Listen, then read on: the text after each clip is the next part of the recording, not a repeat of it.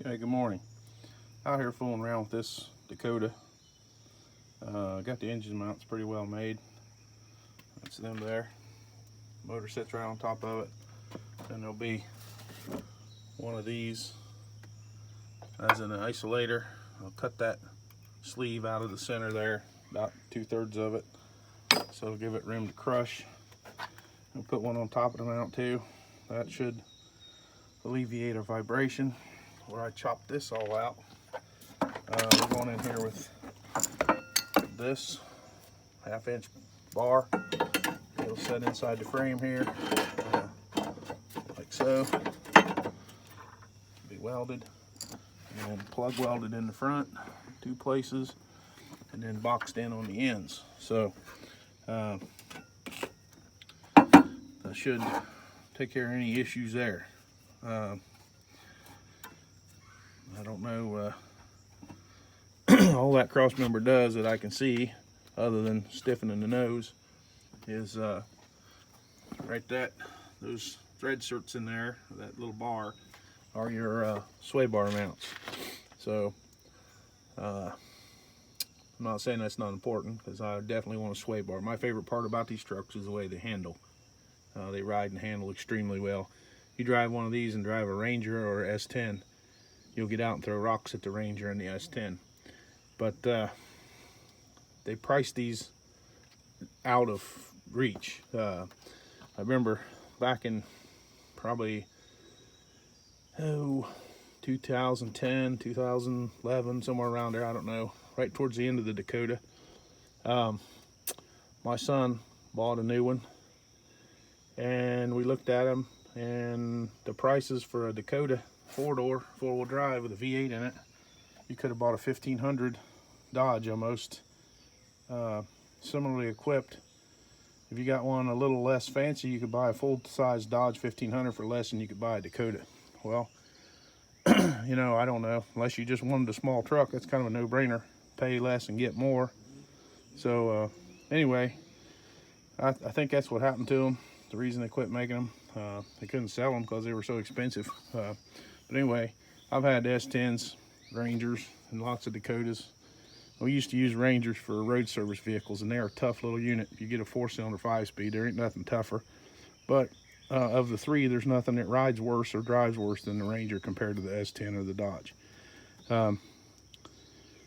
The 4-cylinder Ford with the 5-speed behind it is literally probably one of the toughest little pickups ever built. Much better than the 4-cylinder Chevy, or God forbid the 4-cylinder Dodge, which was a front-wheel drive engine turned lengthwise in the truck. Pretty sad compared to the Ford engine, but you know, they've all had their wins and losses, and I'm not a fan of the way the Ranger drives, or actual size inside. There's no room in it, you know, it's just too little, and they won't haul anything either. But anyway, if you want a little truck to bebop around in, there's nothing wrong with Ford Ranger, don't get me wrong. But off that rant and back to this, I'm going to plate that in, and that should give us enough rigidity to control the sway bar.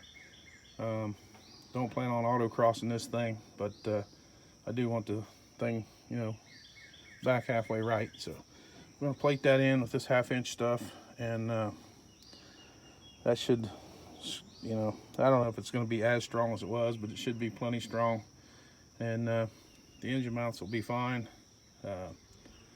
Still trying to figure out the transmission mount.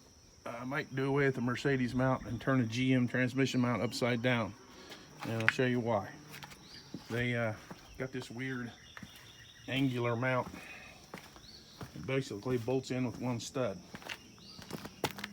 So I'm thinking, if you take this nut loose, turn the transmission mount upside down off a GM car or truck, bolt it there, and then drill 2 holes in the cross member, and you'll be done. And you'll have a piece that you can readily replace if you need to.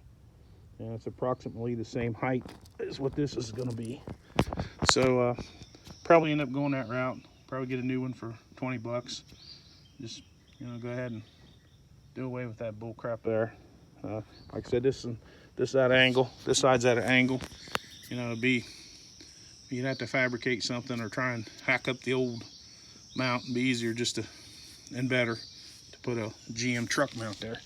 I know the one off that 95 Chevy Marine truck we just did is the same, would be perfect for it.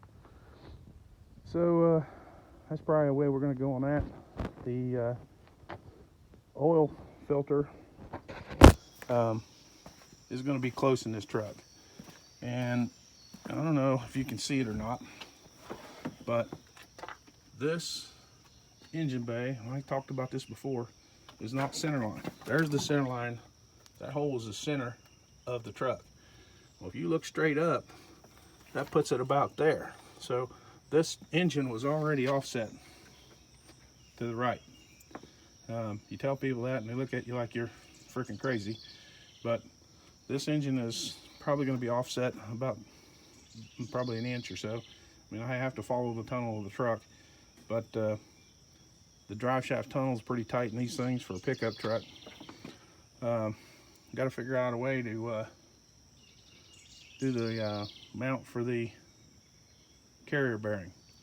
The Mercedes has a rigid mount rear end, and obviously the transmission doesn't move around a whole lot, so there's no flex, no way to control the length of the drive shaft like a slip yoke, other than right in the middle of the transmission, or right in the middle of the drive line.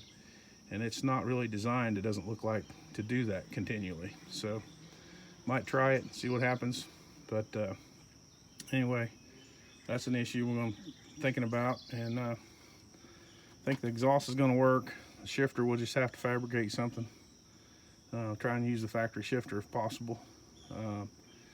The AC compressor, I thought I had a good one. I do not, so she'll go without AC. I'm not going to stress over it.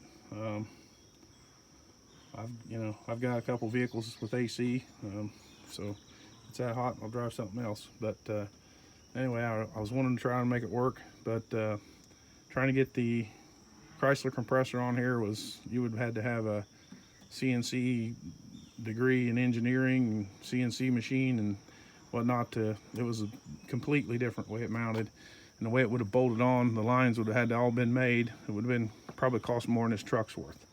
So I have two of those Mercedes compressors, which are like a GM compressor. It's about like the one on that 95 Chevy truck, but neither one of them are any good. One of them's locked up, and the other one, the won't hold. It's got a leak. So anyway, I thought we had one, so we don't.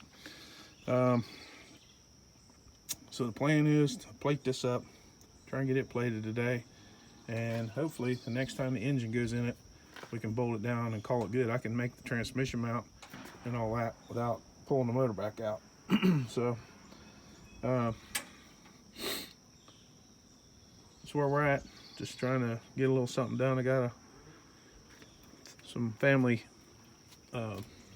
commitments later today, so and my best time of working in here is in the morning. If you look, that big maple tree right there guards the sun out. As soon as the sun peeks over that tree, it's like working in an oven here. So trying to get something done before it gets hot, and go ahead and take a shower and go to a big family gathering and trying to get some rest.